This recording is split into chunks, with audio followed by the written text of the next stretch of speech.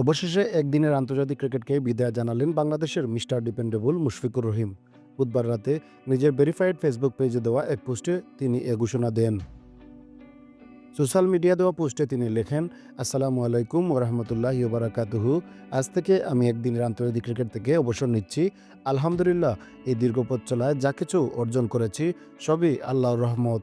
আন্তর্জাতিক মঞ্চে বড় কোনো সাফল্য হয়তো নেই, তবে দেশের জার্সি গায়ে মাঠে নেমে কখনো কম চেষ্টা করিনি। সর্বোচ্চটা দেওয়ার চেষ্টা করেছি সবসময়ই।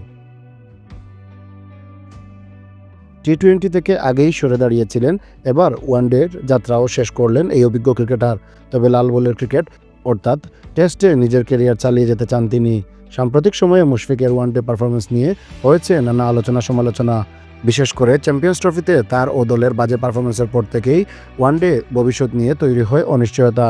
সেই সব বিতর্কের মাঝেই 5 মার্চ রাতে ফেসবুকে আবেগঘন বার্তায় অবসরের ঘোষণা দেন মুশফিক।